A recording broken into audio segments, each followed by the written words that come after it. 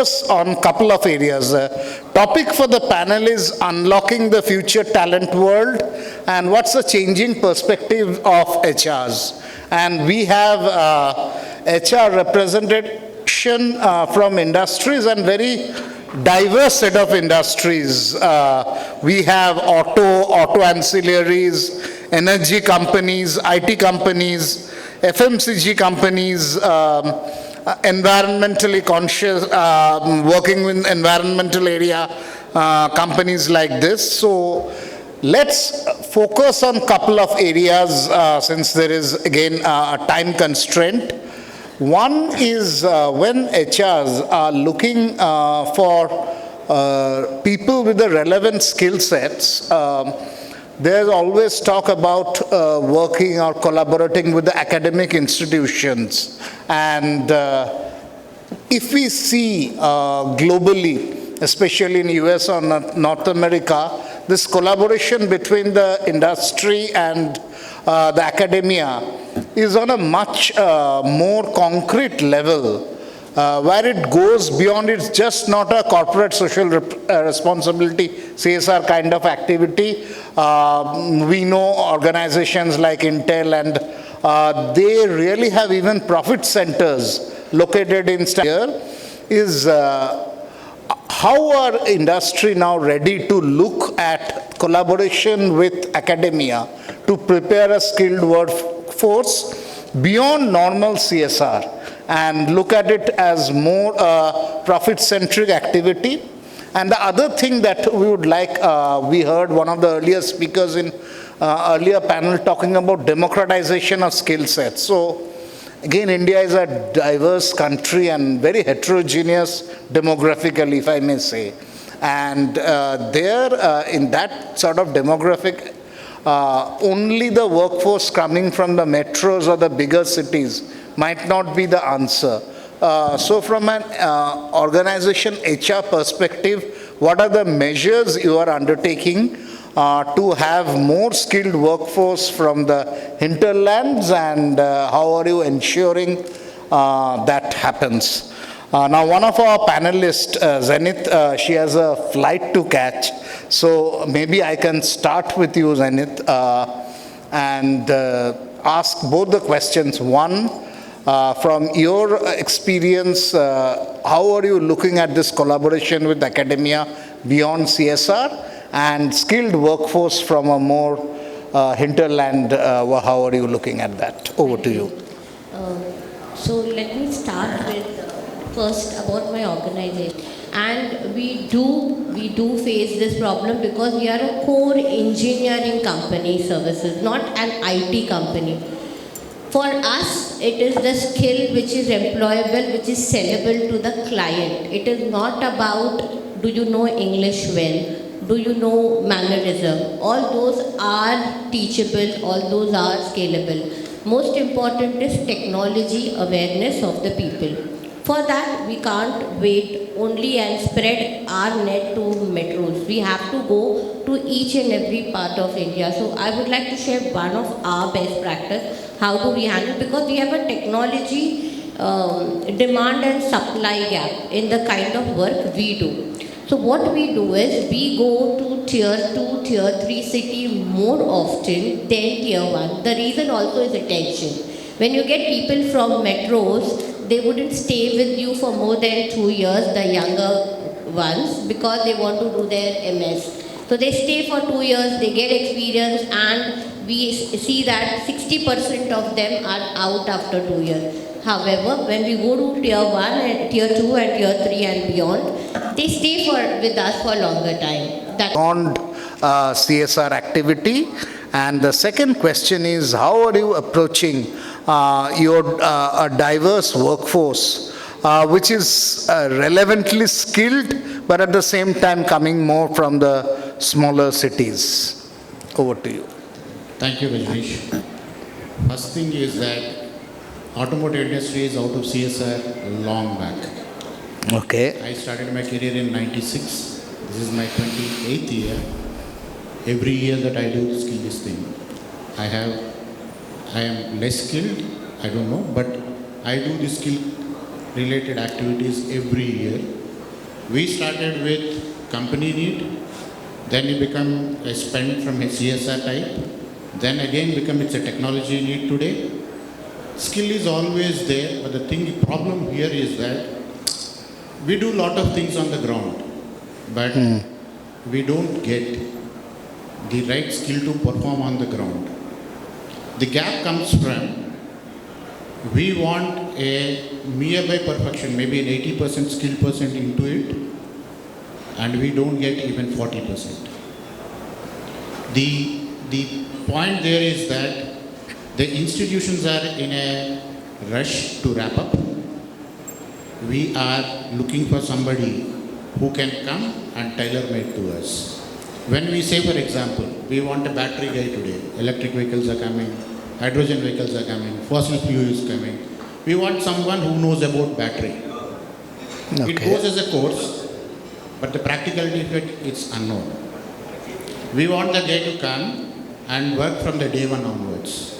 So the issue in the organization happens about performance, lot of other issues. So the industry is what yeah. Here, if I may interrupt, where you say the practicality thing is missing or there is the gap. So from an industry, from your organization perspective, we have seen in some developed economies, large organizations having those POCs in those academic institutions, in those universities. So what examples you gave, EVs or hydrogen vehicles or even the batteries. So those sort of POCs in universities you align with, why doesn't that happen that often in India? See, not only Ashok Leyland, but exactly.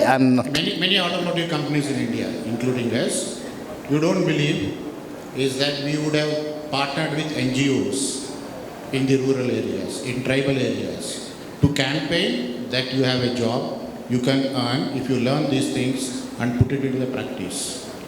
I'll give you an example. We have something called trained technician concept.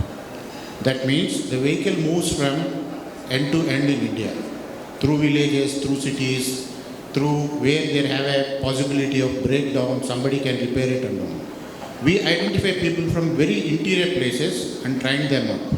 In case of any vehicle breakdown, we call that person that this vehicle is here, please go and repair, you will get 5,000 rupees. For any reason that guy gets 2 in a month, in a tribal, very rural area, exactly. 10,000 is a very, very big livelihood. Apart from whatever he or she does on a daily basis. So that need is being fulfilled, but you ask, we get the customer satisfaction, might not be. One of the reasons is that,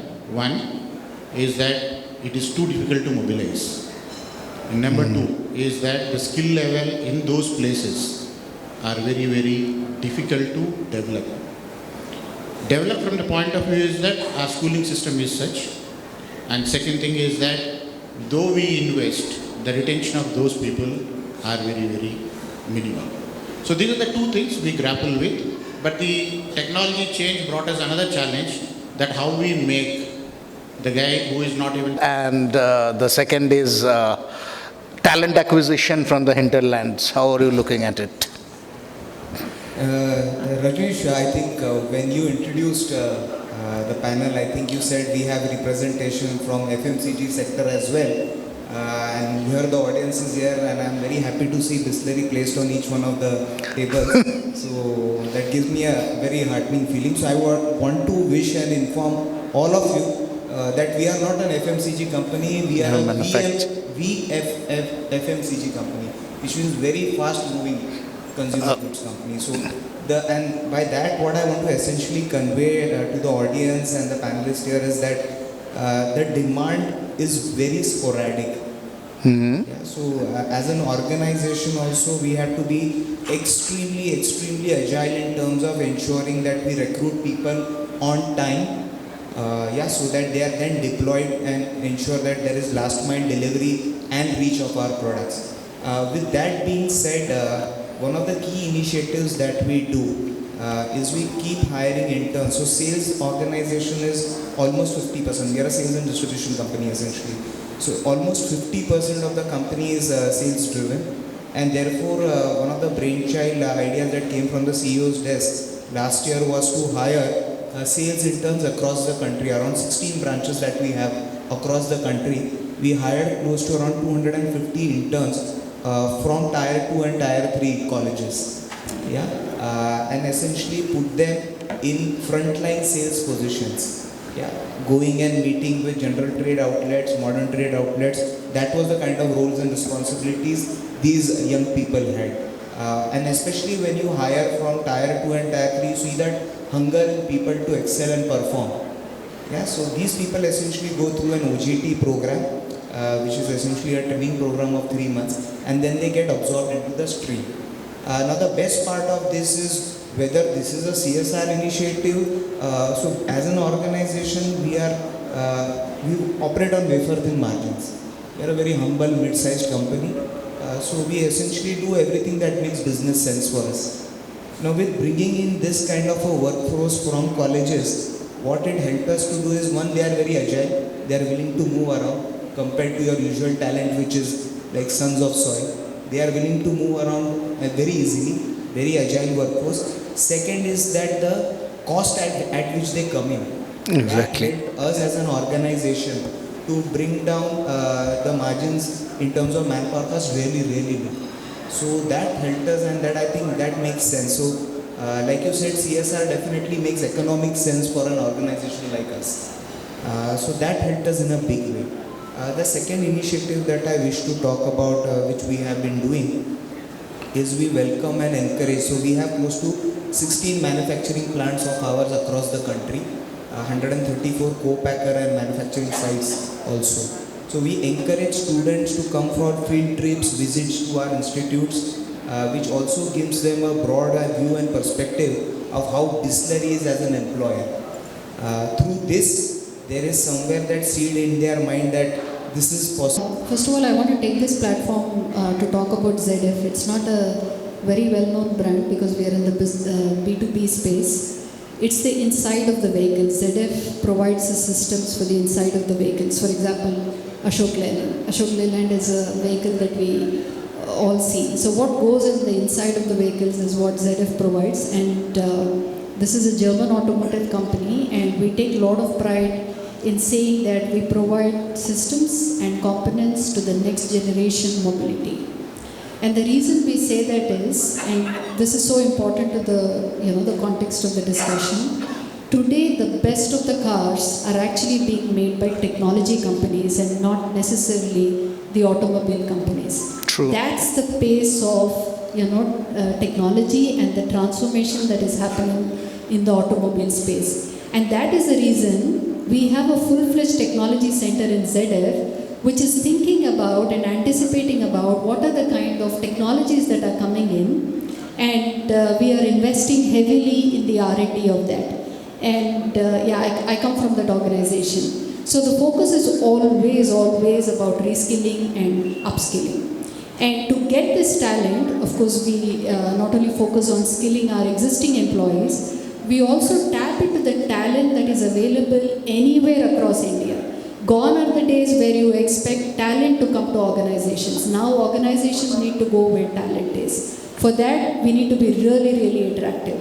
And that is, the attractiveness is the excitement of working with the next gen technologies. And that doesn't happen easily. So, there are several things that we do. The first thing is, we do have internships and apprenticeship and all of those things that are going on. We also, invest not only our money but also our knowledge and efforts in joint research projects with e-schools. And there are many projects as I speak. The third is we are actively involved with some colleges on curriculum development, not only with mechanical courses but also with computer science. And lastly, some of us, especially the engineering and R&D leadership, is to spend CSR funds in schools or colleges. It would be about giving them some uniforms, giving them some bags, etc.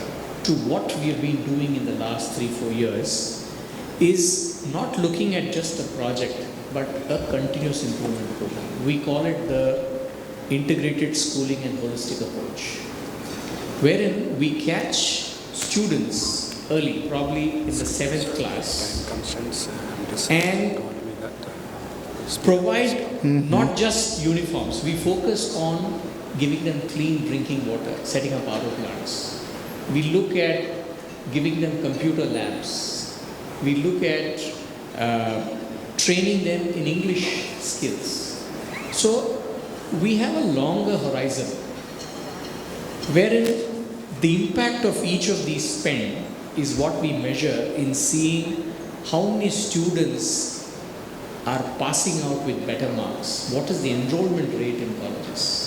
So to summarize, I think it is all about SROI, socially return on investment. So if an organization is spending so much in long term, that is 3 to 4 years, what are we getting back? So I think that's the crux of it. And on your second question, very simple answer, we're very clear. Every year when we recruit trainees, we ensure that the majority of the recruitments happen from Tier 2 and Tier 3 colleges. That's a very simple metric we follow. Okay, thank you. So basically the most interesting is that more than 50% of the population who is seeking employment are unemployed. We also know that professional colleges, engineering colleges, medical colleges, they produce outcomes wherein almost 60 to 70% are considered unemployable. We also know that in the era of digital 4.0, our own level of skilling is hardly 5 to 10% among the population who are supposed to be technocrats. Given this background, there is a huge skill shortage. Coming to the question where connect to CSR is asked, we at Organization of Hindustan Petroleum Corporation Limited, we have realized a bit early that it is better to teach someone fishing, like morning it was told, rather than give fish. We have started one skill development institute in the city of Visakhapatnam 7 years ago, 2016.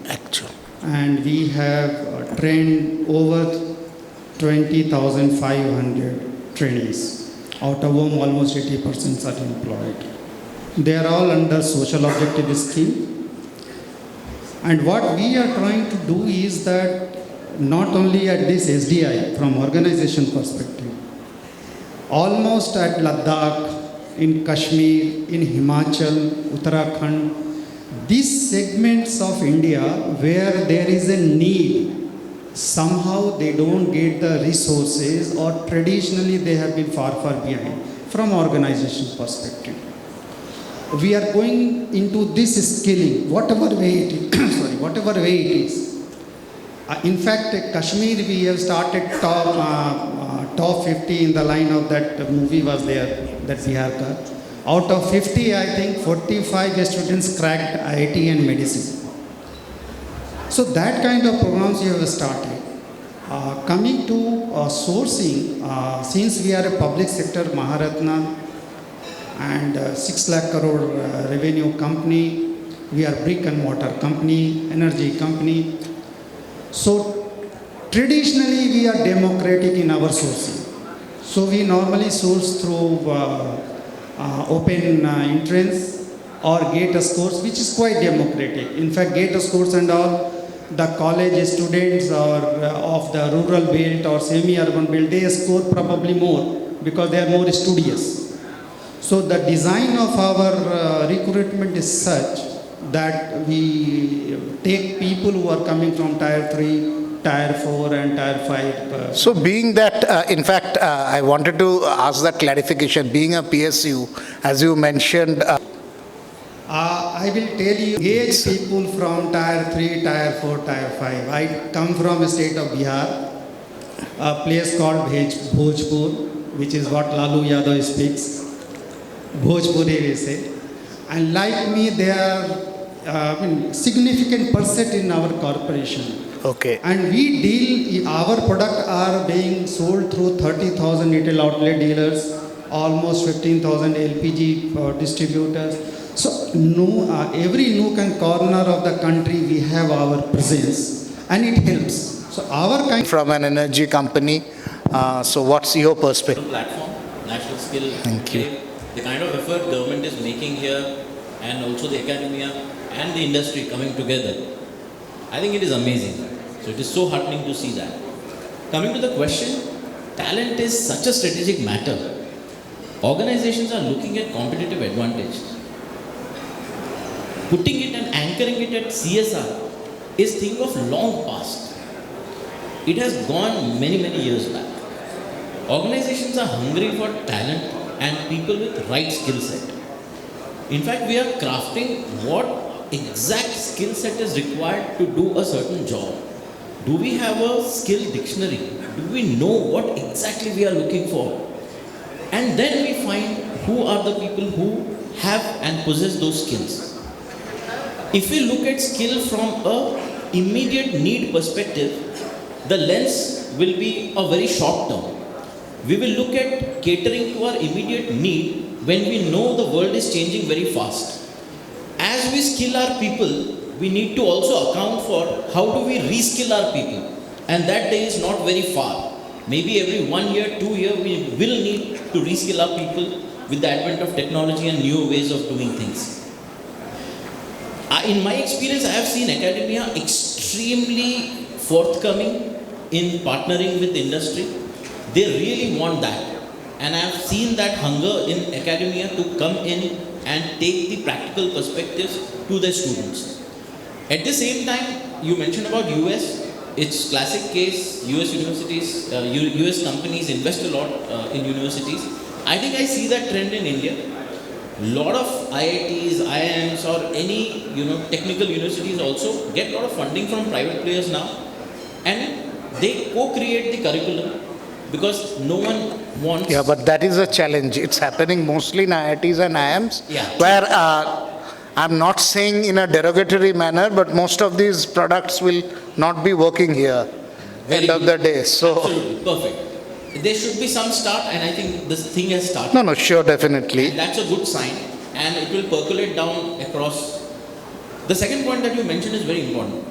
Mostly we try to identify talent from various parts of the country, but the challenge we are facing is good people from those places, local places, are moving into cities, headquarters. Rather, the attrition is from the local areas. There was a term called brain drain when people It's from now India reverse came brain down. drain. Now, actually, the talent in local areas is shrinking very fast, and that is not a good sign. So, one effort we are taking is identify talent in that place, find opportunity for them in that place only, so that they. First, would just like to hand over a token of appreciation to all the panelists. May I request Shobik to hand over?